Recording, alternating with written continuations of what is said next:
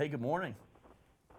Good morning, Chef Gephart and Chef Lubbers. Thank you so much for being here in Dallas, Texas. Oh my goodness, the Big D. I absolutely love it. Talk about a place that's great for grilling. Well, I was going to say, we call ourselves, I think, the grilling and barbecue capital of the world. I don't know who gave us that, but we do call ourselves that. I think it was Chef Kent Rathbun. I've heard him say that, and what an ambassador. Absolutely. Well, you guys are going to tell us the difference between grilling and, you're going to educate my audience so they can really, embrace the title. So you're going to tell us, would you start us off with the difference between grilling with charcoal versus gas or pellets? Yeah, let's do a little edutainment here. So I'm standing next to a Kamado Joe and a Masterbuilt, and Chef Jacob Lubbers here. Charcoal. All right, so it's going to burn longer, it's going to burn hotter, and it's going to produce a better flavor profile for you, right? Gas is only, a fuel source, but it's not imparting any flavor, and pellets can't get up to that big, bold sear that we're looking for. The Kamado Joe and the Masterbuilt easily climb very quickly, if you like, to 700 degrees, or can stay low and slow for up to 16 hours at 250 degrees. So it's kind of best of both worlds. And imagine that charcoal burning under a ribeye. The ribeye juices are dripping, caramelizing on the charcoal. Now you're smoking with the drippings of the meat. That's just a magical thing that doesn't happen with any other fuel source. Oh, now you're talking our language. I'm going to switch to Chef Lubbers. I'm going to ask him, can you tell me about the benefits of a digital grill? Are you the one? Yeah, let's talk about a digital grill. So a lot of people, when they picture charcoal, they picture some of those more traditional grills, lighter fluid, charcoal chimneys, all that. So this makes it easy, takes a lot of that out of your hands. So we take that secret ingredient of charcoal Eric was talking about, we put it right here in this hopper on the grill, and then we have a beautiful little screen right here. So whether you're doing on the grill or on the phone app, we can set our temperature, set our time, go on about our day. We don't have to worry about what the grill is doing. Takes a lot of that intimidation out of it that people have, but you still get those big, bold, beautiful flavors and your secret ingredient on your food. Okay, I want my audience to know that Chef Jacob Lubbers, he's a Southern Indiana native, and he turned his passion for barbecue into a barbecue legacy. That's really cool. Okay, I'm going to go back to, Chef, I lost my thought. Chef Anyway, Eric Chef Eric, I lost my thought. I'm so hungry now talking to you guys. Yeah. Okay, so Chef Eric, how do we make grilling easier?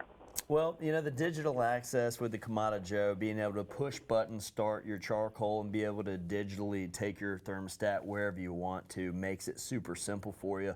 But I would say for people at home, go ahead and have your side dishes already plated up.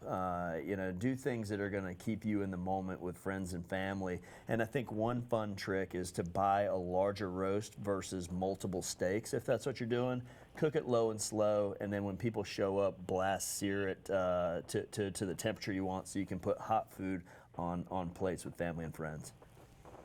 Once again, I want my audience to know that Chef Eric Gephart, he is from Hillsborough, North Carolina, and he's famous for whole hog cookery.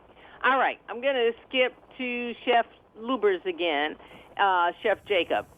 What is the biggest tip you can give for grilling for a crowd for us Texans? So yeah, when I'm grilling for a crowd, what I want to do is just make sure everybody's eating all the time. So I'm doing, something low and slow probably throughout the day before they get there, whether it's pulled pork, ribs, brisket, stuff that's you're gonna need to take off the grill and rest for a good amount of time. Well, your guests have showed up, they've smelled that beautiful meat, they're hungry, right? So that's when we're gonna take this grill and we're gonna go from those low and slow temperatures and easily fire it up to 500, 600, 700 degrees, and we're gonna get some quick bites off there. Get your guests involved, let them cook some of their own stuff, steak bites, wings, smoked cream cheese. Get them eating, get them appetized and ready for the main show. I just always like to always have something in their hands, always keep them doing something, keep some new and exciting food coming off the grill. That's exciting. Okay, I'm going to wrap up with you, Chef Eric.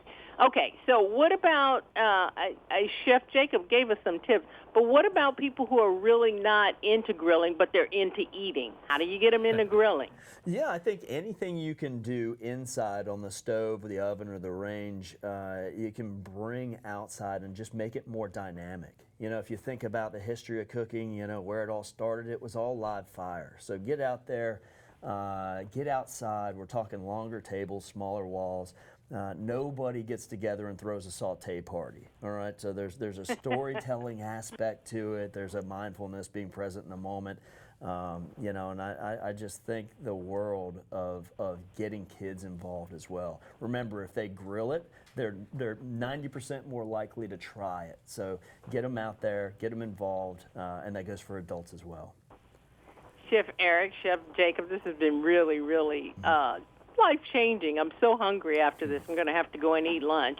I want to thank you guys. How do we find out more about both of you online? Yeah, so any information that for the grills, just KamatoJoe.com, Masterbuilt.com, but especially the social media, whether it's YouTube, Instagram. Follow those accounts. You're going to see some wonderful things from Eric, myself, chefs all around the world that are doing cool things, get some awesome ideas. That's where you want to go. Well, Chef Jacob, Chef Eric will be thinking about you as Memorial Day approaches. Thank you so much for giving my audience tips to get started for a great holiday. Have a great day. Oh, Thanks for so having much. us. Thank you.